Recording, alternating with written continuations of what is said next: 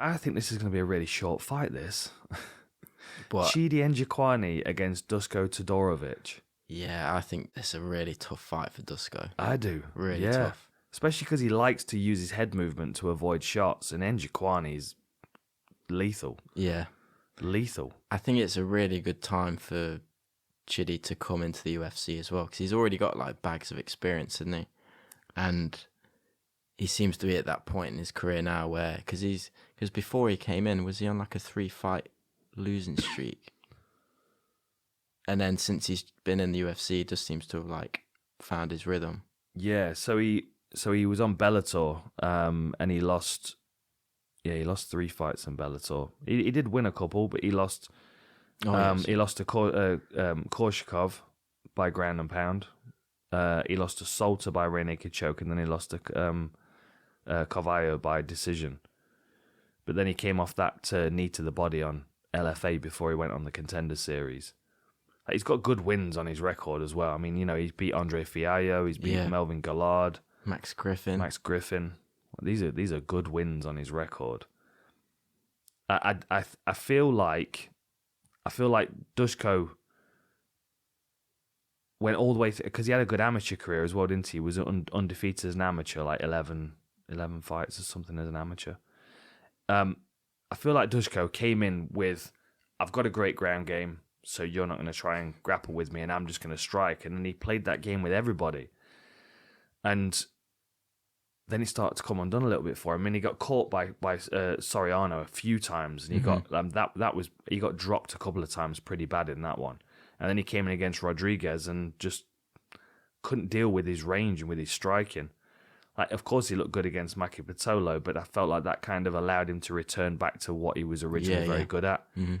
But I don't know if he's going to be able to get close to Njokuani here. I feel like Njokuani is going to be able to stuff his takedowns if he does go for them, because they are a bit sloppy. And I feel like he's very, very hittable. Yeah. The thing is with Chidi as well, I watched one of his was it CFC fights, and he's catching people with guillotines as well. Like, I feel like if Chidi's like getting the better of him on the feet and Duško shoots, he could always catch him in something like that even. But yeah, especially if he's hitting with a couple of good shots as well. Yeah, like caught him with a couple of knees in the clinch, because that's another range that he's really dangerous at. Yeah, I think this is, like you said, going to be a short fight. Yeah, and Chidi's probably going to get a finish here. Yeah. Let me just have a quick look at the tail of the tape, the stats. So 21-7 with 1 no contest for Njokuani, 11-2 for Todorović, 2-inch height advantage for Chidi, and a 6-inch reach advantage. Yeah, that's going to be ridiculous. Oh, it's Todorovic's birthday tomorrow. Oh, is it? How old is he? 94, so he'll be 27. 7, yeah. Yeah. Yeah, and Njokuani's, he's 6 years younger than me. Well, I think his experience as well, like, yeah, he's been pro since like 2007 as well, Chidi. Yeah. Like, he's got a lot of experience, and like I was saying, I think it's a really good time for him to come into the UFC. Like, he's at his like peak.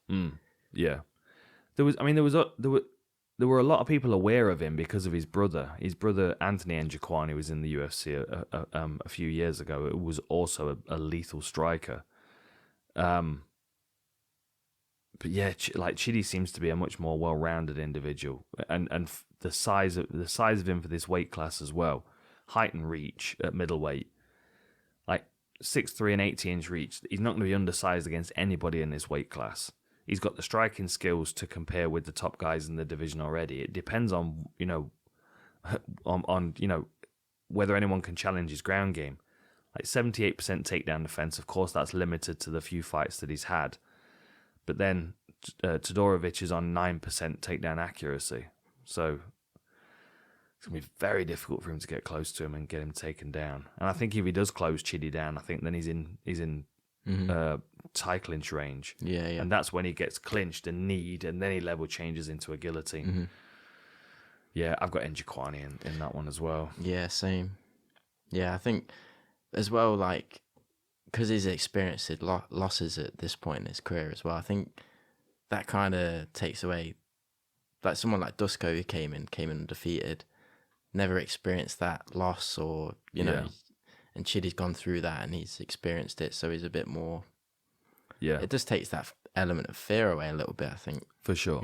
Yeah. And Duško's dealing with picking up those first losses in the UFC as well, which is, you know, even more difficult. It's much easier to pick up a loss and deal with it, you know, on your drive home from Cage Warriors. And be like, God, I'm annoyed about that. But then this is worldwide and everyone's paying attention to it. Mm-hmm. And I think you're right. Chidi's arriving at the right time. You know, 7 losses on his record, but a massive amount of experience in martial arts as well. Like he's going to be fully prepared to put it on Duško, and he's going to make the most of Duško trying to use his head movement to get away from shots. And you got to think as well. I mean, we've talked about Marc-Andre Barrios before. Like he's one of those, like, the benchmark tests in the division, like a Mershaw or someone like that. 16 seconds. 16 seconds, and he knew that shot was going to land. The way he walked himself into range, he's like, yeah, okay, bang. It's a slickness of striking that you don't see very often in the UFC.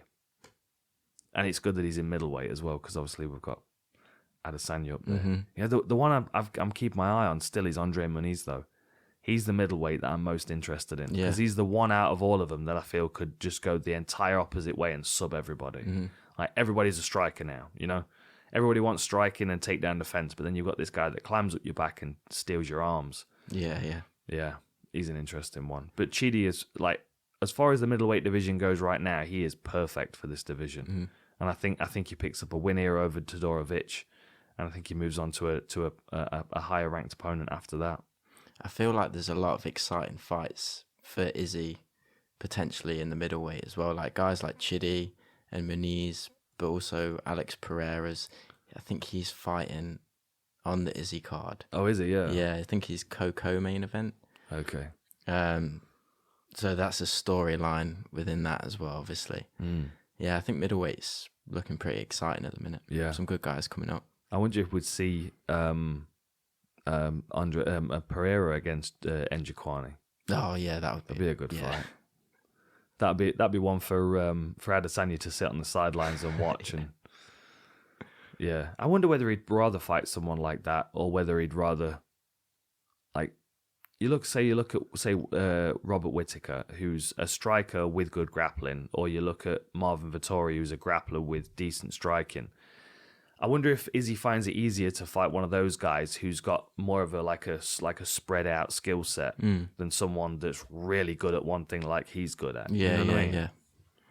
Yeah, that's why I'd love to see the Pereira fight again. Yeah, in small gloves. Yeah, the power of Pereira as well, and the size of him as well. Mm-hmm. You know, he's physically is a huge dude. Like when he fought Artem Vakitov in K1. And Vakitov was the light heavyweight champ. He was the one that looked smaller. Yeah. It's a good division to be a middleweight striker at the moment. I'm just having a quick look at the rankings now. Who else have we got?